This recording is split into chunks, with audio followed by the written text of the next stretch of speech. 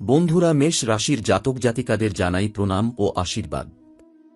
তোমাদের সবাইকে আমাদের এই আধ্যাত্মিক ইউটিউব পরিবারের পক্ষ থেকে স্বাগত। ভিডিও শুরু করার আগে, যার জীবনে টাকার সমস্যা চলছে, ঘরে অশান্তি লেগেই আছে, ধার দেনা বাড়ছে, সে ভালোবেসে ভিডিওটি লাইক করে কমেন্টে লিখে দাও, জয় মা পার্বতী, হর হর মহাদেব। বিশ্বাস রাখো, তোমার মনের শক্তি জাগ্রত হতে শুরু করবে। মেষ রাশির জাতকদের জন্য সময়টা মোটেও সাধারণ নয়। 11 ফেব্রুয়ারি থেকে শুরু করে 16 ফেব্রুয়ারি পর্যন্ত এমন এক শক্তিশালী গ্রহযোগ তৈরি হচ্ছে, যা বহুদিন পর আবার জীবনের গভীরে লুকিয়ে থাকা পুরনো বিষয়গুলোকে সামনে এনে দাঁড় করাবে।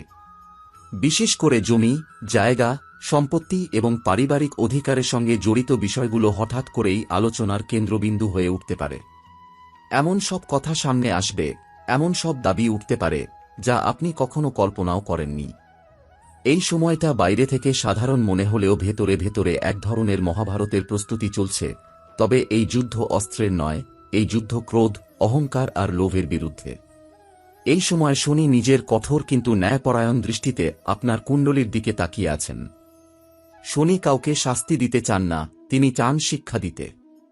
11 ফেব্রুয়ারি থেকে শনির এই শিক্ষা শুরু হবে, আর 16 ফেব্রুয়ারি পর্যন্ত তিনি আপনাকে বুঝিয়ে দেবেন আপনি কতটা ধৈর্যশীল, কতটা সংযত এবং কতটা ন্যায়পথে চলতে পারেন। একই সঙ্গে রাহু ও কেতুর প্রভাব মানসিক অস্থিরতা বাড়াতে পারে। হঠাৎ রাগ, হঠাৎ সন্দেহ, হঠাৎ মনে হতে পারে সবাই আপনার বিরুদ্ধে। কিন্তু এটাই সবচেয়ে বড় পরীক্ষা। এই সময় যদি আপনি ক্রোধকে নিয়ন্ত্রণ করতে না পারেন, তাহলে ছোট একটা কথা বড় বিবাদের রূপ নিতে পারে। জমি বা সম্পত্তি এমন একটা বিষয়, যা মানুষকে মুহূর্তের মধ্যে আপন থেকে পর বানিয়ে দেয়। ভাই ভাইয়ের বিরুদ্ধে দাঁড়িয়ে যায়, রক্তের সম্পর্ক কাগজের লাইনে আটকে যায়। এই ছবিটা আমরা আজকের সমাজে যেমন দেখি, ঠিক তেমনই দেখেছিলাম মহাভারতের সময়েও। হস্তিনাপুরের সিংহাসন, ইন্দ্রপ্রস্থের ভূমি, 5টি গ্রাম, এই সামান্য জমির লোভই এক বিশাল সভ্যতাকে ধ্বংসের পথে নিয়ে গিয়েছিল। পাণ্ডবরা চেয়েছিল শান্তি, চেয়েছিল ন্যায্য ভাগ, কিন্তু দোধনের অহংকার আর লোভ সেই দরজাটা বন্ধ করে দিয়েছিল। ফলাফল কি হয়েছিল তা গোটা পৃথিবী জানে। মা পার্বতীর কথা এখানে খুব গুরুত্বপূর্ণ। তিনি শক্তির প্রতীক, আবার অসীম ধৈর্যেরও প্রতীক। তিনি কখনো অধিকার ছিনিয়ে নিতে যুদ্ধ করেননি, তিনি তপস্যা করেছেন, অপেক্ষা করেছেন, নিজের চরিত্রের শক্তিতে সব অর্জন করেছেন। মা পার্বতী আমাদের শেখান যে যা আপনার ভাগ্যে আছে, তা জোর করে নয়, বরং সংযম আর ধর্মের পথেই আসে। 11 থেকে 16 ফেব্রুয়ারির মধ্যে যদি আপনার জীবনে জমি বা সম্পত্তি নিয়ে কোনো আলোচনা, তর্ক বা সিদ্ধান্তের সময় আসে, তাহলে একবার হলেও মা পার্বতীর কথা মনে রাখবেন। ক্রোধে নেওয়া সিদ্ধান্ত আপনাকে দুর্যোধনের পথে নিয়ে যেতে পারে, আর সংযমে নেওয়া সিদ্ধান্ত আপনাকে পাণ্ডবদের মতো শেষ পর্যন্ত ন্যায়ের বিজয় এনে দিতে পারে। এই কয়েকদিন আপনার মনে হতে পারে আপনি অবিচারের শিকার, আপনার সঙ্গে ঠিক হচ্ছে না। কিন্তু মনে রাখবেন, শনি কখনো অন্যায় করেন না। তিনি শুধু সময় নেন। তিনি দেখেন আপনি কতটা সহ্য করতে পারেন, কতটা সঠিক থাকতে পারেন। জমি চলে গেলে আবার আসতে পারে, টাকা গেলে আবার উপার্জন করা যায়, কিন্তু সম্পর্ক ভেঙে গেলে, বিশ্বাস নষ্ট হয়ে গেলে তা আর আগের মতো ফিরে আসে না। এটাই মহাভারতের সবচেয়ে বড় শিক্ষা, আর এটাই মা পার্বতীর নীরব আশীর্বাদ। 16 ফেব্রুয়ারি পর্যন্ত এই সময়টা আসলে আপনাকে রক্ষা করার জন্যই এসেছে। এই সময়টা সতর্কবার্তা, অভিশাপ নয়। যদি দরজা বন্ধ হয়ে যেত, তাহলে সত্যিই মহাযুদ্ধ অনিবার্য হতো। কিন্তু এখনও দরজা খোলা আছে। এখনও কথা বলার সুযোগ আছে, বোঝাপড়ার সুযোগ আছে, শান্ত থাকার সুযোগ আছে। আপনি যদি এই সময় নিজের রাগকে নিয়ন্ত্রণ করেন, অহংকারকে দমন করেন, তাহলে শনি নিজেই আপনার পথ পরিষ্কার করে দেবেন। যে সম্পত্তি আপনার ন্যায্য অধিকার, তা সময়মতো আপনার কাছেই আসবে। মনে রাখবেন, মা পার্বতী কখনো চিৎকার করে শিক্ষা দেন না। তিনি নীরবে ইঙ্গিত দেন। এই সময়টা সেই নীরব ইঙ্গিতের সময়। যারা এই ইঙ্গিত বুঝবে, তারা জীবনে বড় বিপদ থেকে বাঁচবে। আর যারা উপহাস করবে, অহংকারে অন্ধ হবে, তারা পরে আফসোস করবে। ঠিক যেমন মহাভারতের পরে অনেকেই বলেছিল, যদি সময় থাকতে কথা শুনতাম, যদি অহংকার না করতাম। এই সময়টায় আরেকটা বিষয় খুব স্পষ্ট করে বোঝা দরকার, সেটা হলো নীরবতা। 11 ফেব্রুয়ারি থেকে 16 ফেব্রুয়ারি পর্যন্ত যত কম কথা বলবেন, তত বেশি উপকারে আসবে। কারণ এই সময় বলা একটি কথা বহুদিনের সম্পর্ক নষ্ট করে দিতে পারে। রাহু কেতুর প্রভাবে মানুষ নিজের কথার ভার বোঝে না, মুখ থেকে এমন শব্দ বেরিয়ে যায় যা পরে আর ফেরানো যায় না। অনেক সময় সত্য কথা বলাও এই সময় বিষ হয়ে উঠতে পারে, কারণ সত্য বলার সময়টাও একটা ধর্ম। মা পার্বতী সব সময় আর পরিস্থিতির গুরুত্ব বুঝিয়েছেন। তিনি জানতেন কখন নীরব থাকতে হয়, আবার কখন শক্ত হয়ে দাঁড়াতে হয়। এই কয়েকদিন নীরবতাই হবে আপনার সবচেয়ে বড় ঢাল। আপনি হয়তো ভাবছেন, এতদিন যেটা চেপে রাখা ছিল সেটার উত্তর না দিলে মানুষ সুযোগ নিয়ে নেবে। কিন্তু বিশ্বাস করুন, শনি এই সময় সব দেখছেন। যে অন্যায় করবে সে নিজেই নিজের জন্য পথ কঠিন করে তুলবে। আপনাকে কিছু করতে হবে না। শনি ধীরে চলে, কিন্তু খুব গভীরে আঘাত করেন। এই সময় যদি কেউ আপনার জমি, আপনার অধিকার বা আপনার ন্যায্য প্রাপ্য নিয়ে চালাকি করতে চায়, তাহলে শান্ত থেকে শুধু এটুকু মনে রাখবেন, অধর্মের উপর দাঁড়িয়ে কেউ কখনো স্থায়ী সুখ পায় না। মহাভারতের কথা আবার মনে করুন। পাণ্ডবরা বনবাসে গিয়েছিল, অপমান সহ্য করেছিল, কিন্তু তারা কখনো অধর্মের পথ নেয়নি। তাদের সেই ধৈর্যই একদিন কুরুক্ষেত্রে ধর্মের জয় নিশ্চিত করেছিল। আজ আপনার জীবনের কুরুক্ষেত্রটা আদালত, কাগজপত্র, পারিবারিক আলোচনা বা সম্পত্তির বণ্টনের টেবিল হতে পারে। যুদ্ধের রূপ বদলেছে, কিন্তু নীতি বদলায়নি। যে শান্ত থাকবে, যে সংযম রাখবে, শেষ হাসিটা তারই হবে। মা পার্বতীর আরেকটি রূপ হল গৃহলক্ষ্মী। তিনি সংসারের ভারসাম্য রক্ষা করেন। এই সময় যদি আপনি নিজের ঘরের শান্তি নষ্ট করেন, পরিবারের মধ্যে উত্তেজনা ছড়ান, তাহলে শুধু বাইরের শত্রু নয়, ভেতরের শক্তিও দুর্বল হয়ে যাবে। মনে রাখবেন, শনি তখনই সাহায্য করেন যখন মানুষ নিজের দায়িত্ব নিজে নেয়। আপনি যদি পরিবারে শান্তি বজায় রাখেন, বড়দের সম্মান করেন, ছোটদের রক্ষা করেন, তাহলে শনি আপনার জন্য অদৃশ্যভাবে অনেক দরজা খুলে দেবেন। এই সময়টা আত্মসমালোচনারও। নিজেকে প্রশ্ন করুন, আপনি কি কোথাও লোভে পড়ছেন? আপনি কি কারো হক আটকাতে চাইছেন? আপনি কি ভাবছেন সবকিছু আপনারই প্রাপ্য? যদি এমন কোনো ভাবনা থাকে, তাহলে এখানেই থামুন। কারণ শনি সবচেয়ে বেশি শাস্তি দেন লোভকে। মা পার্বতী কখনো লোভ করেননি, তাই তিনিই মহাশক্তি। আর যারা লোভে অন্ধ হয়, তারা দুর্যোধনের মতো শেষ পর্যন্ত একা পড়ে যায়। 16 ফেব্রুয়ারির কাছাকাছি এসে পরিস্থিতি ধীরে ধীরে পরিষ্কার হতে শুরু করবে। অনেক ভুল বোঝাবুঝির পর্দা সরে যাবে। আপনি বুঝতে পারবেন কোনটা সত্যিকারের প্রয়োজন আর কোনটা শুধু অহংকার। এই উপলব্ধিটাই আসলে আশীর্বাদ। সব ঝড় ধ্বংসের জন্য আসে না, কিছু ঝড় আসে আকাশ পরিষ্কার করার জন্য। এই সময়টা ঠিক তেমনই। যদি এই কয়েকদিন আপনি নিজেকে সামলে রাখতে পারেন, তাহলে এরপরের সময়টা তুলনামূলক শান্ত হবে। তখন সিদ্ধান্ত নেওয়া সহজ হবে, কাগজপত্রের কাজ পরিষ্কার হবে, আর যেটা আপনার প্রাপ্য সেটা ধীরে হলেও সঠিক পথে আপনার কাছেই আসবে। কিন্তু শর্ত একটাই, ক্রোধ নয়, প্রতিশোধ নয়, অহংকার নয়। এই পর্যায়ে সবচেয়ে বড় ভুল হবে আবেগের বশে কাউকে বিশ্বাস করে ফেলা অথবা কাউকে পুরোপুরি শত্রু ভেবে নেওয়া। সব সিদ্ধান্ত এখনই নেওয়ার দরকার নেই। কিছু বিষয় শুধু লক্ষ্য করার জন্য আসে, চূড়ান্ত পদক্ষেপ নেওয়ার জন্য নয়। আপনি যদি ধৈর্য ধরে শুধু পর্যবেক্ষণ করতে পারেন, তাহলে পরে অনেক বড় ভুল থেকে বেঁচে যাবেন। মা পার্বতীর জীবনে এমন বহু মুহূর্ত ছিল যেখানে তিনি জানতেন সত্য কি, কিন্তু সময় না আসা পর্যন্ত তিনি নীরব ছিলেন। সেই নীরবতাই পরে সবচেয়ে শক্তিশালী হয়ে উঠেছিল। এই সময়ের আরেকটা লক্ষণ হল হঠাৎ অতীতের কিছু ঘটনা মনে পড়ে যাওয়া। পুরনো কথা, পুরনো অপমান, পুরনো অসম্পূর্ণ হিসাব বারবার মাথার ভেতর ঘুরতে পারে। মনে হতে পারে এবার সব হিসাব চুকিয়ে দেওয়াই ভালো। কিন্তু মনে রাখবেন, সব হিসাব মানুষের হাতে থাকে না। কিছু হিসাব সময় নিজেই মেটায়। আপনি যদি পুরনো ক্ষত আবার খুঁড়ে তুলতে যান, তাহলে সেই ক্ষত শুকানোর আগেই আবার রক্তপাত শুরু হবে। 11 থেকে 16 ফেব্রুয়ারির মধ্যে অনেকেরই ঘুম কম হতে পারে, মন অস্থির থাকতে পারে, অকারণ দুশ্চিন্তা বাড়তে পারে। এটা দুর্বলতার লক্ষণ নয়, এটা ভেতরের শক্তির পুনর্গঠনের সময়। যেমন ঝড়ের আগে বাতাস ভারী হয়ে যায়, তেমনি বড় পরিবর্তনের আগে মনও ভারী হয়। এই সময় নিজেকে একটু আলাদা করে রাখা, কম মানুষের সঙ্গে মেশা, অপ্রয়োজনীয় কথাবার্তা এড়িয়ে চলা আপনার জন্য আশ্চর্যজনকভাবে উপকারী হবে। এই সময় যদি কোনো কাগজে সই করার প্রসঙ্গ আসে, বিশেষ করে জমি, সম্পত্তি বা আর্থিক লেনদেন সংক্রান্ত, তাহলে তাড়াহুড়ো করবেন না। চাপ দিয়ে সিদ্ধান্ত নেওয়ানো হলে সেটাকে সতর্ক সংকেত হিসেবে ধরুন।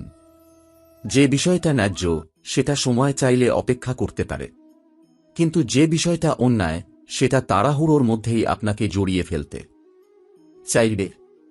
এখানেই আপনার সচেতনতা সবচেয়ে বড় রক্ষাকবচ। ধীরে ধীরে এই সময় আপনাকে শেখাবে কিভাবে ছাড়তে হয়।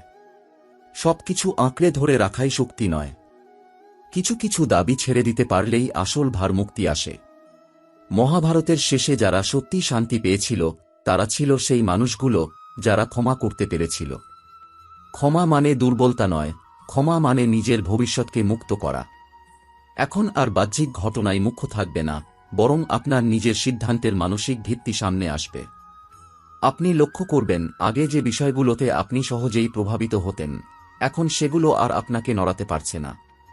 এটা কোনো কঠোরতা নয়, এটা ভেতরের পরিপক্কতা।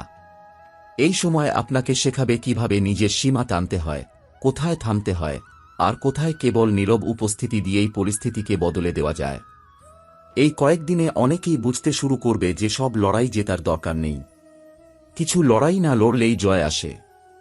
আপনি হয়তো দেখবেন কোনো আলোচনা নিজে থেকেই থেমে যাচ্ছে, কোনো চাপ আপনাতেই হালকা হয়ে যাচ্ছে, কোনো মানুষ দূরে সরে যাচ্ছে যার উপস্থিতি আসলে আপনার জন্য বোঝা ছিল। এগুলো ক্ষতি নয়, এগুলো পরিষ্কার হওয়া। জীবনে জায়গা খালি না হলে নতুন কিছু আসে না, আর এই সময়টা ঠিক সেই জায়গা খালি করার কাজটাই করছে। আপনার ভেতরে দায়িত্ববোধ আরও গভীর হবে। শুধু নিজের অধিকার নয়, অন্যের সীমাও বোঝার ক্ষমতা তৈরি হবে। আপনি বুঝতে পারবেন সবকিছু পাওয়া মানেই সবকিছু প্রয়োজনীয় নয়। এই উপলব্ধি খুব নিঃশব্দে আসে, কিন্তু একবার এলে মানুষকে বদলে দেয়। তখন আর প্রমাণ করার তাগিদ থাকে না, জোর করে ঠিক প্রমাণিত হওয়ার আকাঙ্ক্ষাও থাকে না। শান্তভাবে নিজের অবস্থানে দাঁড়িয়ে থাকার মধ্যেই আত্মবিশ্বাস জন্ম নেয়। এই সময়ের আরেকটা দিক হল ধৈর্যের ফল চোখে পড়া শুরু করা। আগে যে সহনশীলতাকে দুর্বলতা মনে হতো, সেটাই এখন শক্তি হিসেবে ধরা দেবে। মানুষ আপনার আচরণে এক ধরনের স্থিরতা দেখতে পাবে, আর সেই স্থিরতাই অকারণে হওয়া সংঘর্ষকে দূরে রাখবে। আপনি হয়তো লক্ষ্য করবেন যেসব কথা বলা দরকার ছিল না সেগুলো আর বলা হচ্ছে না, আর যেসব কথা সত্যিই জরুরি সেগুলো স্বাভাবিকভাবেই গুরুত্ব পাচ্ছে। এখান থেকে এগিয়ে যাওয়ার পথে আপনাকে আর কাউকে অনুসরণ করতে হবে না। নিজের অভিজ্ঞতাই হবে সবচেয়ে বড় পথপ্রদর্শক। আপনি বুঝে যাবেন কোন দরজায় কড়া নাড়াতে হবে আর কোন দরজার সামনে থেমে যাওয়া শ্রেয়। এই বোধ জন্মালে আর কাউকে দোষ দেওয়ার প্রয়োজন পড়ে না, কারণ তখন মানুষ জানে প্রতিটি অভিজ্ঞতা কিছু না কিছু শিখিয়ে যাওয়ার জন্যই আসে। এই সময়টায় ভাগ্য হঠাৎ করে নাটকীয়ভাবে বদলে যাবে না, কিন্তু ভিতরে ভিতরে এমনভাবে গুছিয়ে দেবে যে ভবিষ্যতের বড় ঝাঁকুনিগুলো আপনাকে আর ভাঙতে পারবে না। আপনি লক্ষ্য করবেন আগের মতো তাড়াহুড়ো নেই, সিদ্ধান্ত নেওয়ার আগে একটা স্বাভাবিক থামা চলে এসেছে। এই থামাটাই আসলে পরিণত বুদ্ধির লক্ষণ। যে মানুষ থামতে জানে সে ভুল কম করে। এখন আপনার জীবনে কিছু নতুন দায়িত্ব আসতে পারে, যেগুলো প্রথমে ভারী মনে হবে, কিন্তু পরে বুঝবেন এগুলো আপনাকে আরও স্থিতিশীল করার জন্যই এসেছে। এই দায়িত্ব হতে পারে পরিবারের, হতে পারে নিজের ভবিষ্যৎ পরিকল্পনার, আবার হতে পারে এমন কোনো সিদ্ধান্তের যা এতদিন এড়িয়ে যাচ্ছিলেন। এখন আর এড়িয়ে যাওয়ার প্রবণতা থাকবে না। আপনি মুখোমুখি দাঁড়াতে শিখবেন, কিন্তু আগ্রাসন দিয়ে নয়, স্থিরতা দিয়ে। এই সময়ের আরেকটা গুরুত্বপূর্ণ দিক হল আত্মসম্মান। আপনি আর এমন কিছু মেনে নিতে চাইবেন না যেটা আপনার ভিতরের মূল্যবোধের বিরুদ্ধে যায়। আগে যেগুলোকে আপনি পরিস্থিতির দোহাই দিয়ে মেনে নিয়েছিলেন, এখন সেগুলো আর গ্রহণযোগ্য মনে হবে না। কিন্তু এই পরিবর্তন বিদ্রোহী হবে না, হবে শান্ত। আপনি ধীরে ধীরে নিজের সীমারেখা টানবেন, কাউকে আঘাত না দিয়েই, নিজেকে ছোট না করেই। আপনার চারপাশে যারা সত্যিই আপনাকে সম্মান করে, তারা এই পরিবর্তনটা বুঝবে এবং আপনাকে আগের চেয়ে বেশি গুরুত্ব দেবে। আর যারা শুধু সুবিধার জন্য কাছাকাছি ছিল, তারা নিজেরাই দূরে সরে যাবে। এই বিচ্ছেদে কোনো কষ্ট থাকবে না, কারণ আপনি বুঝবেন সব সম্পর্ক ধরে রাখার জন্য নয়, কিছু সম্পর্ক ছেড়ে দেওয়ার জন্যই আসে। এই সময়টায় আপনার মনে আধ্যাত্মিকতার প্রতি একটা স্বাভাবিক আকর্ষণ তৈরি হতে পারে। সেটা দেখানোর জন্য নয়, কারো সামনে প্রমাণ করার জন্য নয়, একান্ত নিজের জন্য। একা বসে থাকা, নীরবে ভাবা, অল্প কথায় দিন কাটানো, এই সব কিছু আপনাকে ভেতর থেকে শক্ত করবে। আপনি হয়তো বুঝতে পারবেন, এতদিন যে শান্তি বাইরে খুঁজছিলেন, সেটা আসলে নিজের ভেতরেই অপেক্ষা করছিল। এই সময়ের পেছনে যে জ্যোতিষীয় প্রবাহ কাজ করছে, তা কেবল মানসিক পরিবর্তনের নয়, বরং ভাগ্যের সূক্ষ্ম স্তরে চলতে থাকা এক গভীর পুনর্গঠনের ইঙ্গিত দেয়। শনি এই সময় নিজের অবস্থান থেকে ধীরে ধীরে এমন এক দৃষ্টি বিস্তার করছেন, যা মানুষকে বাইরের ঘটনাকে নয়, ভেতরের কাঠামোকে মজবুত করতে বাধ্য করে। শনি এখানে কর্মফলের বিচারক হিসেবে নয়, বরং আত্মশুদ্ধির শিক্ষক হিসেবে কাজ করছেন। তাঁর প্রভাবে হঠাৎ করেই পুরনো অসমাপ্ত বিষয় সামনে আসে, বিশেষ করে যেগুলো দীর্ঘদিন এড়িয়ে যাওয়া হয়েছিল। এগুলো সমস্যা তৈরি করার জন্য নয়, বরং চূড়ান্ত সমাধানের পথে নিয়ে যাওয়ার জন্যই উঠে আসে। একই সঙ্গে রাহুর গোচর এমন এক মানসিক চাপ তৈরি করে, যেখানে মানুষ ভবিষ্যৎ নিয়ে অকারণ ভয় করতে শুরু করে। কি হবে, কি হারাতে পারি, কেউ ঠকিয়ে দেবে না তো, এই ধরনের ভাবনা মাথার ভেতর ঘুরতে থাকে। কিন্তু এখানেই কেতুর প্রভাব আলাদাভাবে কাজ করে। কেতু ভিতরের দিকে টান দেয়, সে বলে সবকিছু আঁকড়ে ধরে রাখার দরকার নেই। এই দুই শক্তির টানাপোড়েনে মানুষ হয় ভেঙে পড়ে, নয়তো পরিণত হয়। যে এই সময় নিজের আবেগকে বুঝে নিয়ন্ত্রণ করতে পারবে, সে এই গ্রহগত সংঘাতকে নিজের পক্ষে কাজে লাগাতে পারবে। এই গোচরের আরেকটি সূক্ষ্ম দিক হল চন্দ্রের চলন। চন্দ্র যখন সংবেদনশীল অবস্থানে আসে, তখন মানুষ কথার চেয়ে অনুভূতিকে বেশি গুরুত্ব দেয়। এই সময় বলা কথার চেয়ে না বলা কথাই বেশি প্রভাব ফেলে। তাই এই পর্যায়ে নীরবতা শুধু আচরণগত সিদ্ধান্ত নয়, এটা জ্যোতিষীয় দিক থেকেও সবচেয়ে নিরাপদ পথ। চন্দ্রের এই অবস্থান মানুষকে শেখায় কিভাবে নিজের অনুভূতিকে পর্যবেক্ষণ করতে হয়, তাতে ডুবে না গিয়ে। বৃহস্পতির প্রভাব এখানে আসার জায়গাটা ধরে রাখে। যদিও তিনি সরাসরি ফল দেন না, কিন্তু ভিতরের নৈতিক বোধকে জাগিয়ে রাখেন। তাঁর দৃষ্টি মানুষকে মনে করিয়ে দেয়, যা ন্যায্য তা দেরিতে হলেও আসে। এই কারণেই এই সময় যারা সঠিক পথ বেছে নেয়, তাদের জীবনে হঠাৎ না হলেও ধীরে ধীরে স্থিতি আসে। এই স্থিতিটাই ভবিষ্যতের বড় পরিবর্তনের ভিত্তি হয়ে দাঁড়ায়। গ্রহগুলোর এই সমষ্টিগত গোচর একটাই বার্তা দেয়, এই সময় তাড়াহুড়ো করে ভাগ্য বদলানোর চেষ্টা করলে ফল উল্টো হতে পারে। কিন্তু যদি কেউ এই সময়টাকে পর্যবেক্ষণ, সংযম আর সচেতনতার সঙ্গে পার করে দেয়, তাহলে ভবিষ্যতের অনেক কঠিন গ্রহযোগ আপনাতেই নিষ্ক্রিয় হয়ে যায়। কারণ গ্রহ সবসময় মানুষকে শাস্তি দেয় না, অনেক সময় মানুষ প্রস্তুত কিনা সেটা পরীক্ষা করে। এই সময়কার শক্তি অনেকটা নদীর গভীর স্রোতের মতো। উপরের জল শান্ত, কিন্তু নিচে প্রবল গতি।